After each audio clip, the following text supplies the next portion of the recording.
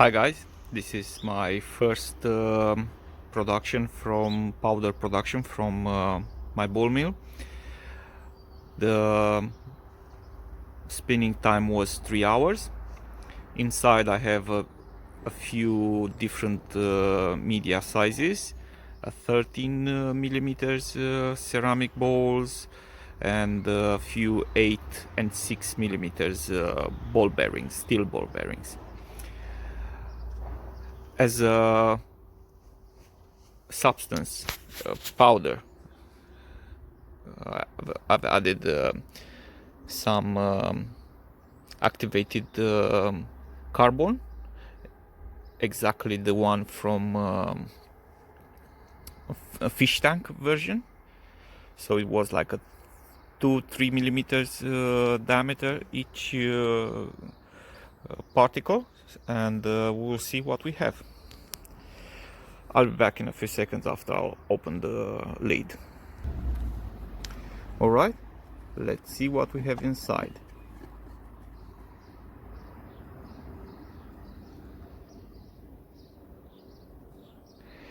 The lid has a very fine powder deposited on the surface.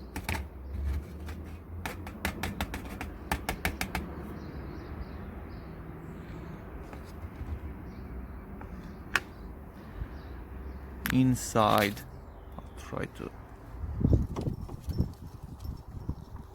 a very fine powder, ball bearings, and I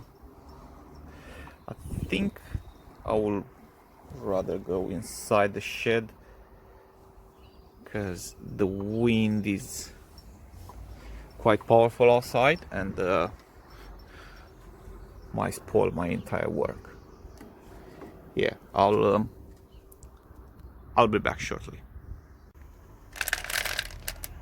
Yeah, so let's see.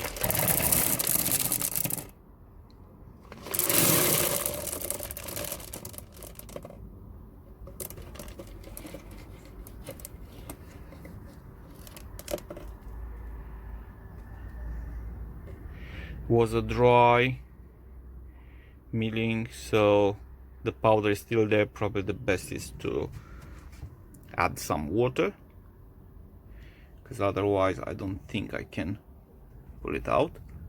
But the powder is so fine.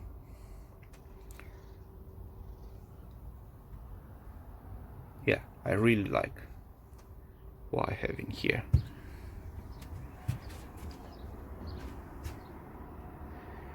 Really good powder.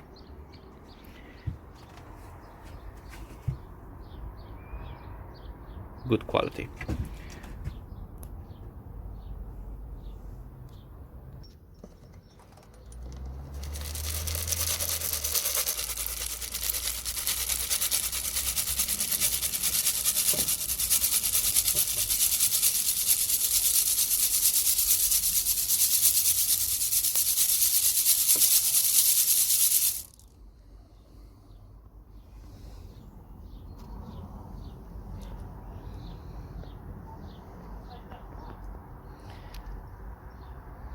So fine. I don't know exactly what are the bigger one. It looks like I still have some big chunks. Some. Not too many. But it looks alright.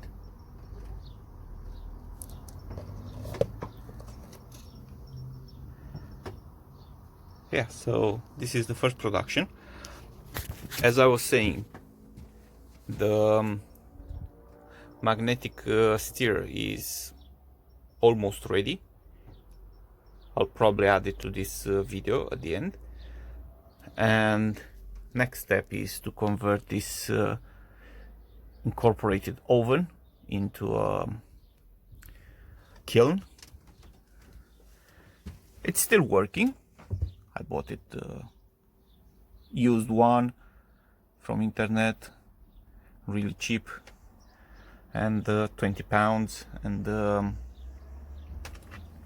see if I can move some bits. And instead of using the microwave, which doesn't give me enough control over the temperature, I'm going to make this one.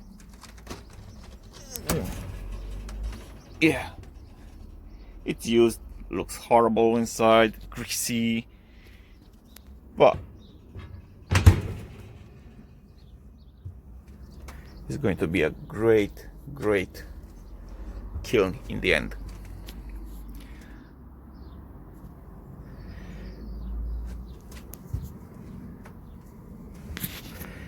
Yeah, I'll try to take out the entire powder from the jar.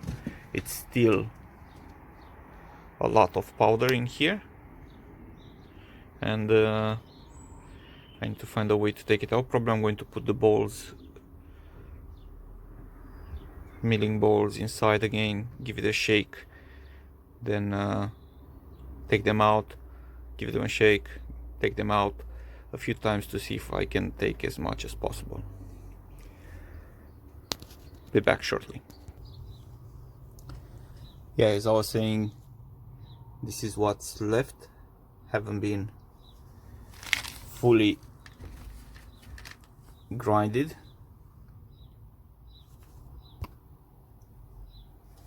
Yeah, much better. So are probably like 3-4 mils, 2 mils, some of them left.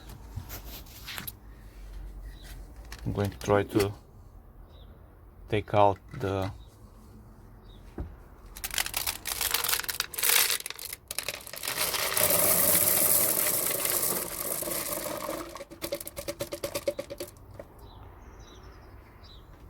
it's still difficult to take it out like this.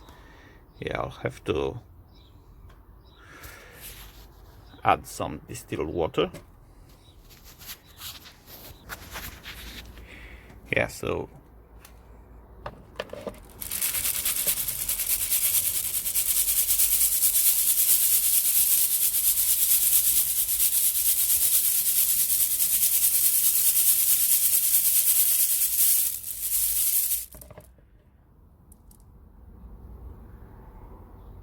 the powder is quite fine.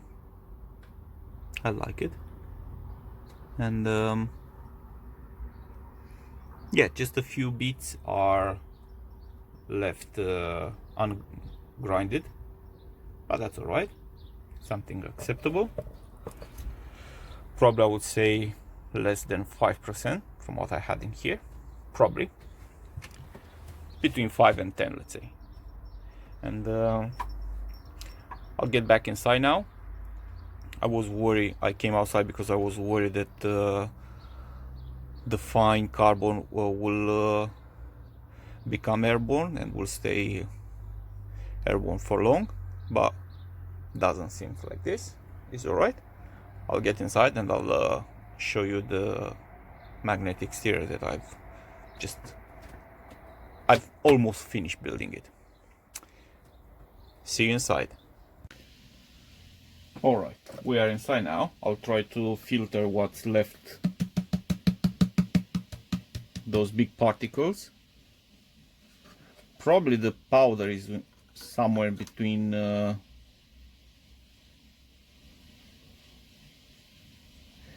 5 microns and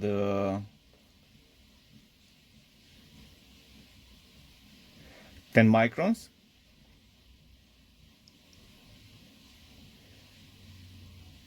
We'll see in a second how much is fine powder and how much is ungrinded or half grinded material. It looks very good for the moment.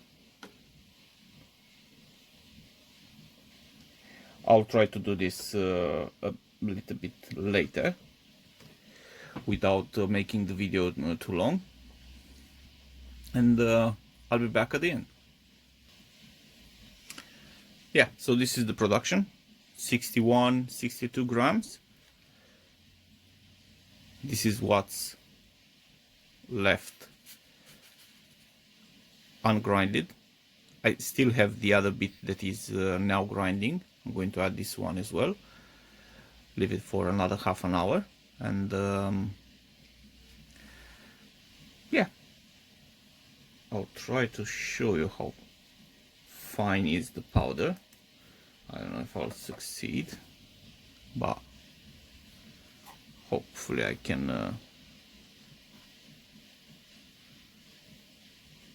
So the powder is so fine that literally sticks to my fingers so well, exactly like the 5 microns graphite. I can't take it off now. It's like there on my fingers. I'll have to wash them. Won't fall off. So yeah, 3 hours of grinding without any preparations before, without having the fins inside of the jar. I think it's a very good result. What I think I'm going to do in the future, I'm going to grind this in a coffee machine grinder till a smaller size, and then put it into the, just to save energy, to save time, all those.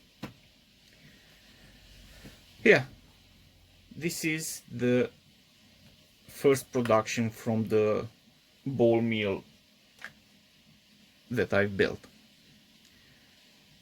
On the other side, we have here my new toy, which is the magnetic stirrer. And I'm going to present this one in a moment. I need to wash my hands first. Okay, so everything is back into the ball milling machine. Before I started, what I did, I don't know if you can see this reflective bit. I have a tachometer, and I've calculated with the help of some formulas from the internet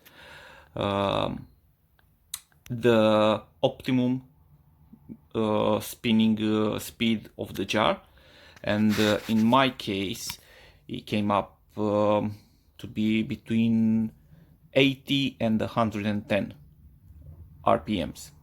So very easy.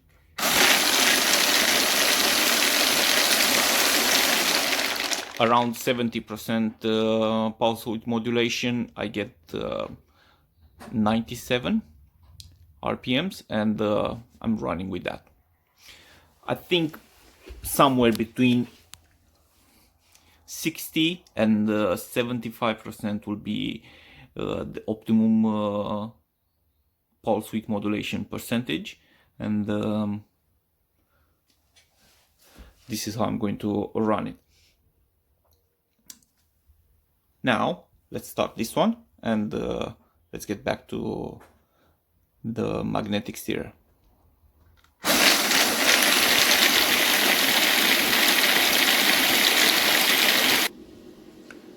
Alright, so this is the magnetic stirrer.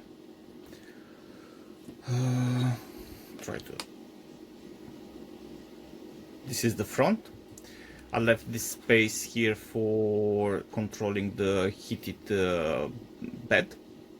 heated plate, but that will come in the future, because I had two pulse width modulation controllers, but one of them is not working, so I had to build only the magnetic stirrer part. Inside we have a normal 80 millimeters computer fan. We have the controller.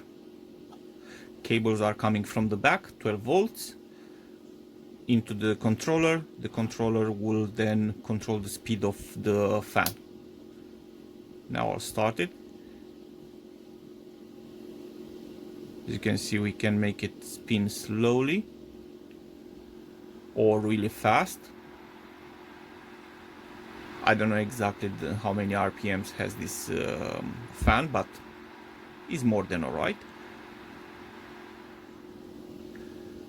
In order to cancel the vibrations I've put it some I don't know, foam bits inside, and also I've incorporated the motor inside that that foam. I can't even remember exactly from where I have this foam, but it's a quite big. I have quite enough, so probably I could start making some magnetic steer with looking at how much foam I have. But still very good.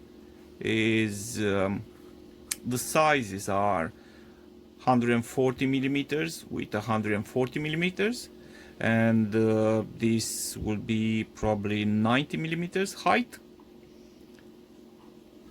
At the front I have just a piece of compressed cardboard where I fixed the knob of the controller.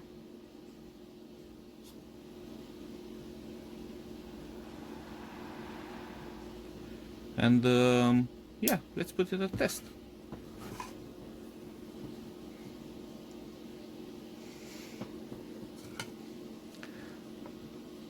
At the top I use this for the moment, this plexiglass polyacrylate sheet plate, and at the front, I don't know if you can see, I left this space here so the fan can cool the controller and also push the air out through here. Yeah, let's give it a go.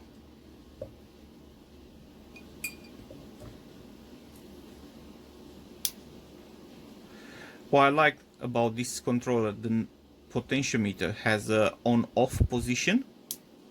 I don't know if you can hear it, but and then I don't need to put on-off switch, so I can just use this potentiometer.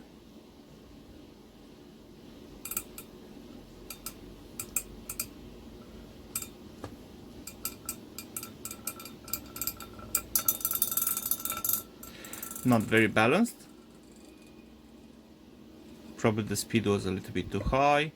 We'll try again.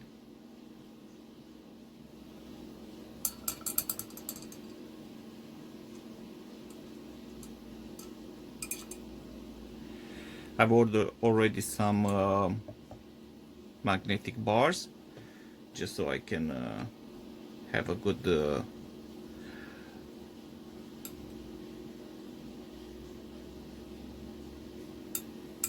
these are made by me from cylindric neodymium magnets. This is a 4 bits length, the other one inside has 3 bits, 3 pieces, but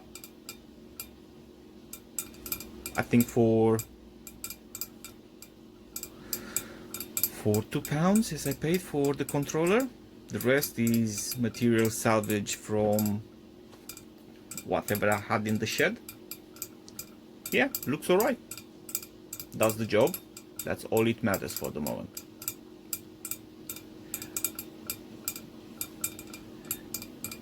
On the magnet, on the motor side, I've used a magnet taken from an old hard disk drive, and I was thinking to use 2, but only 1 is enough.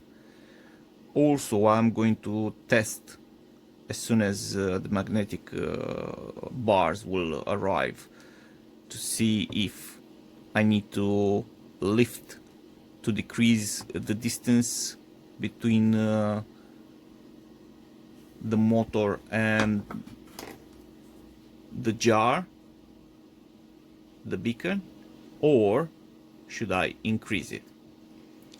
I left enough margin so I can do that easily, exactly when I'll have the final steering media.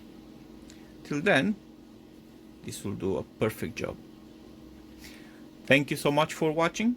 I hope you enjoyed what you've seen. I hope you like my progresses, and from now on I'm going to approach approach a little bit different all the testing that I'm going to perform. I think the techniques and the methodology that I've used before was a little bit, let's say, inaccurate. And once I said that once I have these all built, all the further tests will have to follow a more rigorous procedure.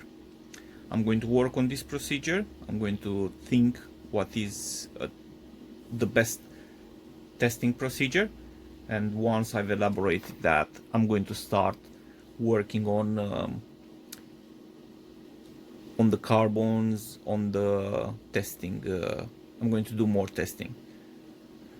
Since then, I'll keep improving my lab equipment, devices, and I'll keep you updated.